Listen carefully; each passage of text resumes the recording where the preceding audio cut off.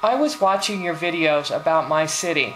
I'm from Cuenca, and now I live in New York City, and I'm glad you like my city. Just one thing about your comment about how cheap the prices are in the mercado in Cuenca. For example, 50 cents for basil, it is good, but for the people who makes an Ecuadorian salary, it's a normal price. Because the income in my city is not like that in the USA. Just a comment to make you guys think. A lot of us have to immigrate here to your country trying to make a better living for our families there. Why don't you make a new video with how the rest of the Ecuadorian families survive in Cuenca, Ecuador? Thanks, and enjoy my city. We're in Park Calderon in Cuenca, Ecuador. This video is about an Ecuadorian who commented on our blog, on our HM Family Life channel.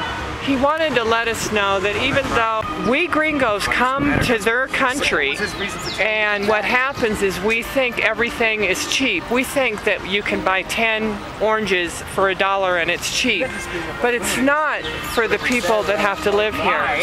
He specifically had mentioned as an example that we just raving up and down about how we bought some fresh basil for 50 cents for a huge big bunch, and he said that for us that's not that cheap, you know, and so I wanted to talk about that a little bit. So apparently some locals are writing in and saying that the gringos are ruining Cuenca and the rest of Ecuador because it's getting really expensive because there's all these rich gringos and they pay $1 or 50 cents for basil and it's not worth that. It's only worth like 10 cents, huh? We come here and say, oh, what a great price all this food is, but to them it's not a really great price, it's just a regular price. And that's what hires prices. Gringos are just being gringo-y, huh? Well, you know, they say, when in Rome, do as the Romans. Well, when you're in Ecuador, you should do as the Ecuadorians. You should live and let live.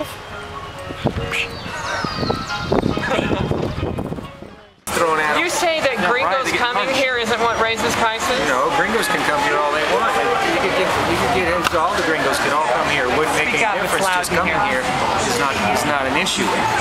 Just coming here, going anywhere is not an issue. But like, you know, when you go someplace and you act like a local and you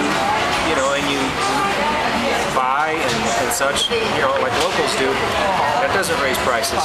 But when you come here and you disregard price structures and cultural levels and such, you know, yeah, and when that happens in mass, in other words, in a high quantity, you know, when lots of people start coming and, you know, nobody pays attention to prices, or they just pay the asking price, or, you know, asking price. What's an asking price anyway? If somebody asks you twice as much, you don't know what the local rate is.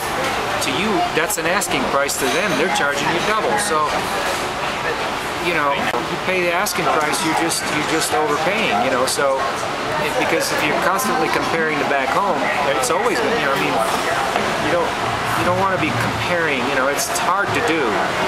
We sometimes do that, oh, it's cheap, you know, but, you know, you should compare it to what the locals pay and what you should pay and what the going rate is. And I still occasionally say, oh, well, you know, it's cheap.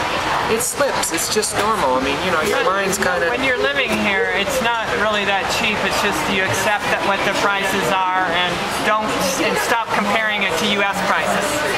Especially in big purchases like real estate, because when they compare real estate prices, that can whether it's 25, whether it's 50 cents worth of basil or a house, you know, for $75,000, $100,000, it doesn't matter what the just numbers. The notion's the same. The principle is what we're talking about here. You got to know what the local price really is, and how you going to know that? You know, if you just pay what you're asked, because, you know, the minute you show up, you're asked 25–50% higher. You know, the minute you show up, because you look like a gringo, you know.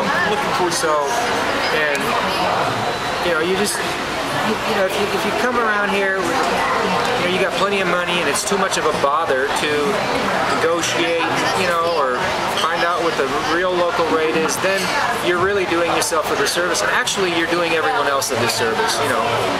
All the other expats that come after you, you're just doing everybody a disservice. And exactly. Once the place becomes expensive, it's it's just another place to go. There's lots of places to go. We could have gone anywhere that's cheap. There's several other places, half a dozen other nice places we could go that's cheap. But the reason we came to Ecuador is because there's a lot of things we like about it. As far as it's family oriented, that's number one.